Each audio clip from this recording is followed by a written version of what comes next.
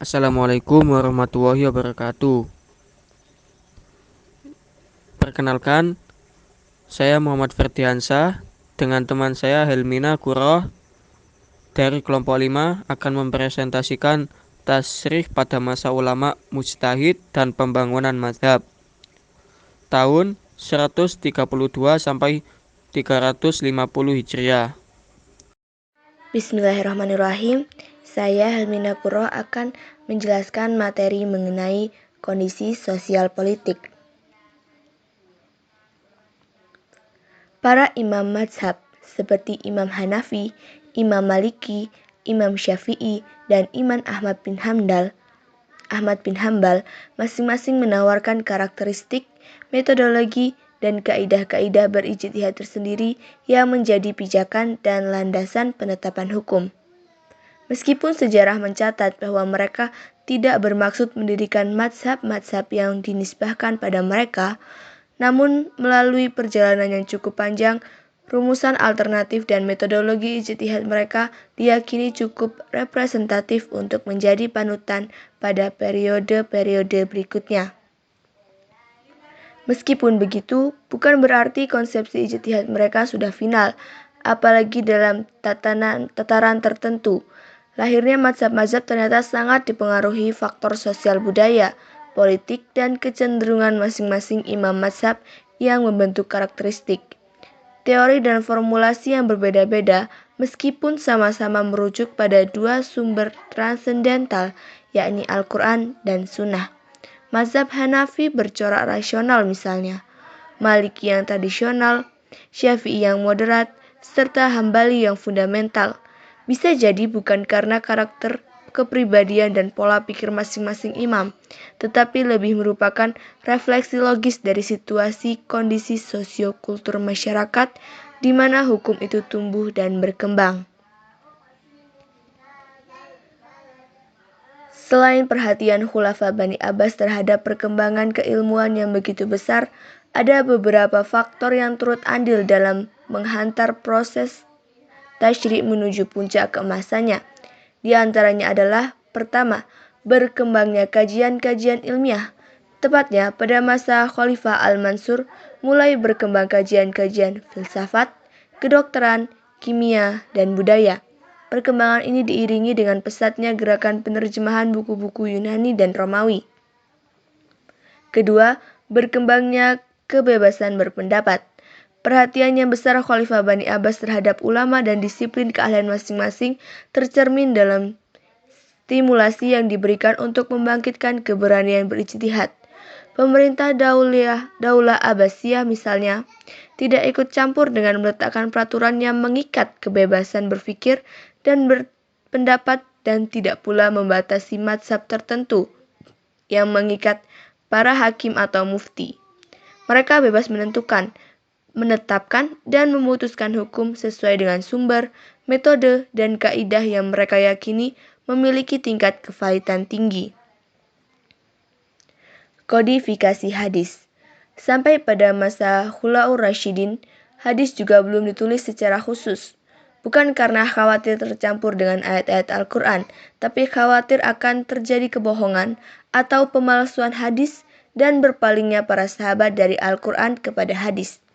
Baru pada masa pemerintahan Khalifah Umar bin Abdul Aziz, yakni Khalifah ke-8 pada Bani Umayyah, muncul desakan-desakan penulisan hadis. Khalifah memanggil Abu Bakar bin Muhammad bin Hazm, yakni yang kala itu adalah gubernur Madinah yang termasyhur sebagai ahli hadis, untuk merintis penulisan hadis. Minimal ada 3 tahapan kodifikasi hadis. Yang tahap pertama adalah awal abad ke-2 Hijriah ketika Khalifah Umar bin Abdul Aziz memerintahkan perintisan penulisan hadis kepada Abu Bakar bin Muhammad bin Hazm. Meskipun Khalifah telah wafat sebelum gagasannya terwujud, tetapi instruksinya tetap ditindaklanjuti oleh para perhati hadis lainnya. Di antaranya adalah Ibnu Juraih di Makkah, Muhammad Ishaq dan Malik bin Anas di Madinah, Rabi'ah bin Suraih dan Muhammad bin Abi Sulaiman di Basrah, Auza'i di Syam, Ma'mar di Yaman, Ibnu Mubarak di Khurasan, dan Lais bin Sa'ad di Mesir.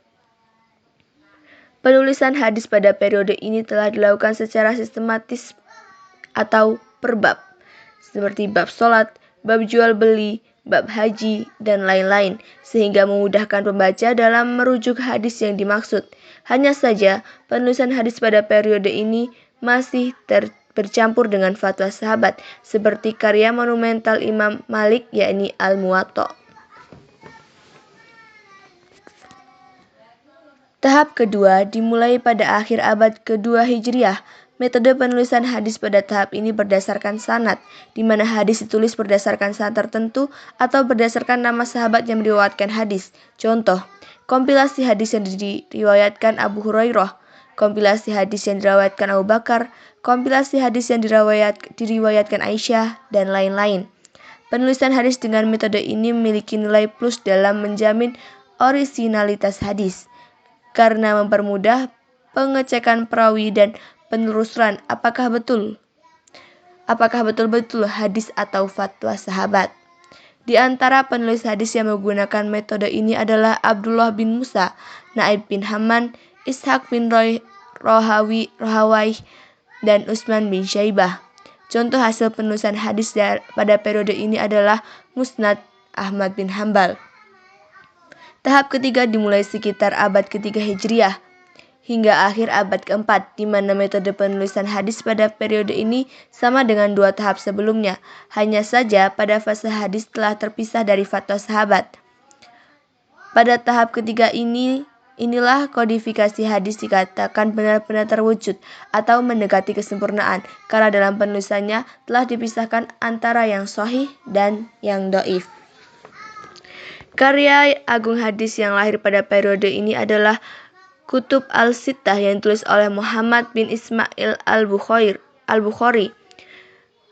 yang wafat pada tahun 265 Hijriah, Muslim bin Hajar al-Naisaburi yang wafat ketika 261 Hijriah, Abu Daud Sulaiman bin Asyad al-Asjani wafat ketika 275 Hijriah, Abu Abdullah Muhammad bin Yazid al-Kuzaini atau Ibnu Majah yang wafat ketika 273 Hijriah, Abu Isa Muhammad bin Isa al-Salami al-Tirmizi yang wafat ketika 279 Hijriah, Abu Abdurrahman Ahmad bin Syu'aib an-Nasai yang wafat ketika 303 Hijriah. Ketika kodifikasi hadis hampir dikatakan usai, para ulama hadis mulai merancang kualifikasi khusus dalam periwayatan dan penerimaan hadis yang pada dekade selanjutnya terumuskan dalam buku Al-Jarh wa Ta'dil. Dalam buku ini dijelaskan kualifikasi seseorang yang diterima periwayatnya, lalu ditetapkan tingkat kesahihan sanadnya. Ulama mujtahid pembangun mazhab. Sejarah mencatat minimal ada 7 fuqaha terkemuka atau fuqaha sab'ah pada periode tabi'in yang menjadi rujukan berbagai persoalan hukum yang muncul pada zaman itu. Fuqaha yang notabene adalah ulama Madinah inilah yang banyak mewariskan pemikiran fikihnya pada generasi berikutnya. Salah satu contohnya adalah Abu Hanifah.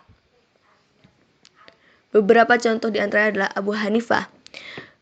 Pendiri mazhab ini adalah Abu Hanifah An-Nu'man bin Sabit bin Zufiyat At-Tamimi yang hidup pada tahun 80 Hijriah sampai 150 Hijriah atau 699 Masehi hingga 767 Masehi yang berasal dari Kufah dan berkebangsaan Persia. Pada masa itu ada 4 orang sahabat yang masih hidup, yakni Anas bin Malik di Basrah, Abdullah bin Abi Aufa di Kufah, Sahal ibnu Sa'ad al-Sa'idi di Madinah, dan Abu Tufail di Makkah. Beliau bergaul dengan kalangan pebisnis di Kufah. Selain itu juga banyak para ulama dan fuqaha. Dalam menisbatkan hukum, Abu Hanifah berpegang pada Al-Quran dan sangat berhati-hati dalam menggunakan sunnah. Selain itu, ia banyak menggunakan qiyas, istinsah, dan urf. Menurut Mana Al-Qatan, Abu Hanifah juga sering menggunakan hilu al-syariah yang digunakan ketika kondisi dan keadaan mendesak. Belakangan diketahui bahwa Imam Abu Hanifah juga mengumpulkan hadis dalam sebuah buku yang disebut Musnad Abu Hanifah. Mazhab Hanafiyah banyak dianut oleh umat Islam di Pakistan, India, Afghanistan, Turki, Asia Tengah, Mesir, Brazil, dan Amerika Latin. Al-Auza'i. Abu Amru Abdurrahman bin Amru bin Muhammad Al-Auza'i ad-Dimashqi, ulama ahli fikih besar dari Syam yang melahirkan dan mengembangkan mazhab tersebut. Mazhab yang didirikan ulama yang akrab disebut Imam Abdurrahman Al-Auza'i itu sempat bertahan selama 220 tahun sebelum tergusur oleh mazhab lain yang lebih populer. Dalam menetapkan hukum, menurut Syekh Muhammad Fauzi, guru besar ilmu fiqh kontemporer di Damaskus, ilmu Auza'i termasuk tokoh yang mengedepankan nas atau hadis dan menolak menggunakan logika dalam bentuk kias. Demikian juga yang diceritakan oleh Imam Syafi'i dalam kitab Al-Ummiyah. Malik bin Anas. Mazhab ini didirikan oleh Imam Malik bin Anas yang hidup sejak dalam rentang 93 Hijriah hingga 178 Hijriah, 712 Masehi hingga 795 Masehi, yang sejak lahir sampai meninggal beliau tidak pernah meninggalkan Madinah. Guru yang dianggapnya paling berpengaruh adalah Abdullah ibnu Yazid ibnu Hurmuz, seorang tabi'in muda. Di antara gurunya juga adalah Nafi, tabi'in tua dan budak dari Abdullah bin Umair. Selain kedua tokoh di atas, guru-guru Malik kebanyakan dari tabi'in muda seperti Ibnu Syihab al-Zuhri, Rabi'ah bin Ibnu Abdurrahman, Abu al-Ziyad bin Zakwan, dan Yahya ibnu Sa'id al-Ansari.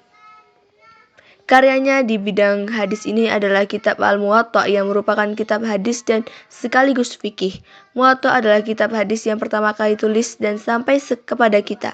Dan kitab ini pernah diminta oleh Harun al-Rashid untuk dijadikan rujukan resmi, namun beliau tolak.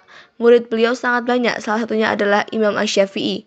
Sumber hukum mazhab Maliki adalah Al-Quran, Sunnah, Ijma' Ahli Madinah, Fatwa Sahabat, Qiyas, Maslamah al-Mursalah, Khobar Ahad, Istinsah, Sa'ad al-Zahri, Mura'at al-Kifalah, Mujtahid, Istisbab, dan Sya'ar Mam Qablana.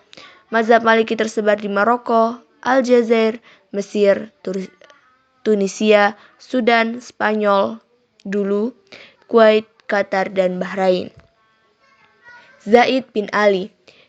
Zaidiyah adalah aliran Syiah yang paling dekat kepada jamaah Islam atau Sunni dan paling moderat karena tidak mengangkat para imam ke derajat kenabian, bahkan tidak sampai mendekati derajat itu.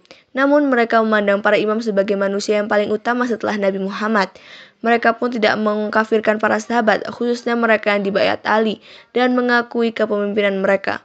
Tokoh aliran ini adalah Zaid bin Ali bin Zainal Arifin. Ia menyatakan perang terhadap Khalifah Hisham ibnu Abdul Malik dan akhirnya ia disalib di Kufah. Penganut aliran Zaidiyah percaya bahwa orang yang melakukan dosa besar akan kekal dalam neraka selama mereka belum bertaubat dengan taubat yang sebenarnya. Serangan dari aliran Syiah lainnya menyebabkan aliran ini menjadi goyah dan kalah. Karena itu orang-orang berikutnya yang membawa nama aliran Zaidiyah tidak membenarkan pengangkatan imam yang mafdul atau bukan yang terbaik, sehingga mereka dianggap termasuk aliran yang ekstrim. Mereka adalah yang menolak dan menentang kekhalifan atau keimanan Abu Bakar dan Umar, dan dengan begitu hilanglah ciri khas dari aliran Zaidiyah. Para ulama memang mengagumi keahlian Zaid dalam beberapa cabang ilmu, antara lain dalam bidang ilmu Al-Quran, ilmu Tauhid, ilmu fikih, ilmu filsafat, dan lain-lain. Zaid pernah menjadi guru dari Imam Abu Hanifah selama 2 tahun.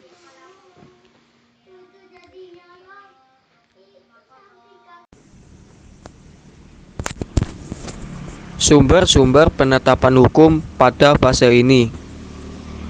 Yang pertama adalah Al-Quran. Para ulama bersepakat menjadikan Al-Quran sebagai sumber pertama dan utama bagi syariat Islam karena dilatar belakangi oleh beberapa alasan. Di antaranya kebenaran Al-Quran. Abdul Wahab Khalaf mengatakan bahwa kehujahan Al-Quran terletak pada kebenaran dan kepastian isinya, yang sedikit pun tidak ada keraguan atasnya. Hal ini sebagaimana firman Allah Subhanahu wa taala dalam Quran surat Al-Baqarah ayat 2 yang artinya kitab Al-Quran ini tidak ada keraguan padanya, petunjuk bagi mereka yang bertakwa. Alasan yang kedua, kemukjizatan Al-Quran. Mukjizat memiliki arti suatu yang luar biasa, yang tiada kuasa manusia membuatnya. Karena hal itu adalah di luar kesanggupan manusia. Mukjizat merupakan suatu kelebihan yang Allah Subhanahu wa taala berikan kepada para nabi dan rasul untuk menguatkan kenabian dan kerasulan mereka, dan untuk menunjukkan bahwa agama mereka bahwa bukanlah buatan mereka sendiri, melainkan benar-benar datang dari Allah Subhanahu wa taala. Seluruh nabi dan rasul memiliki mukjizat, termasuk di antara mereka adalah Rasulullah Muhammad SAW, yang salah satunya mukjizat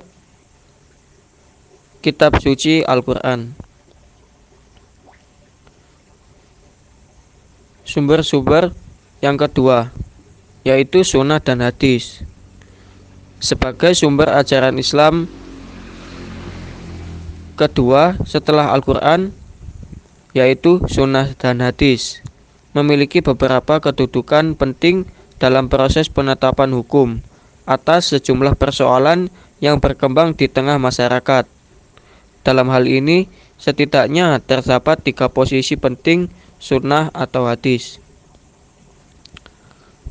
Pertama, mempertegas kandungan makna ayat-ayat tertentu dalam Al-Quran. Hal ini terutama sangat menonjol dalam masalah teologis, tepatnya mengenai larangan Al-Quran kepada manusia berbuat syirik atau menyekutukan Allah. Seperti halnya di Quran surat Luqman ayat 13 yang artinya, dan ingatlah ketika Luqman berkata kepada anaknya di waktu ia memberi pelajaran kepadanya, "Hai anakku, janganlah kamu mempersekutukan Allah. Sesungguhnya mempersekutukan Allah adalah benar-benar kezaliman yang besar."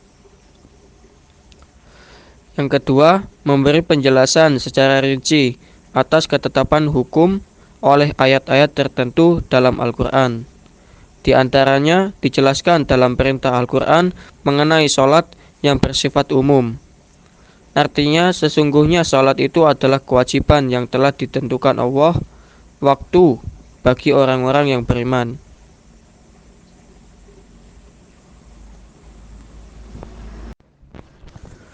Ketiga, penjelasan ayat-ayat tertentu dalam Al-Quran oleh hadis kadang-kadang mengambil bentuk pembatasan atas ketetapan hukum yang terkesan meliputi semua aspek. Satu contoh mengenai hal ini adalah anjuran Al-Quran untuk memberi wasiat menjelang tutup usia kepada keluarga dan saudaranya, khususnya berkenaan dengan pembagian harta waris. Namun satu hadis yang diriwayatkan Bukhari Muslim menjelaskan bahwa batas harta yang diwariskan adalah 1/3 dari semua harta dan kekayaan yang dimiliki ketika masih hidup. Sumber-sumber penentuan hukum yang ketiga yaitu qiyas. Qiyas berarti mempertemukan suatu yang tidak ada nas hukumnya dengan hal lain yang ada nas hukumnya karena ada persamaan ilat hukum. Dengan demikian, qiyas merupakan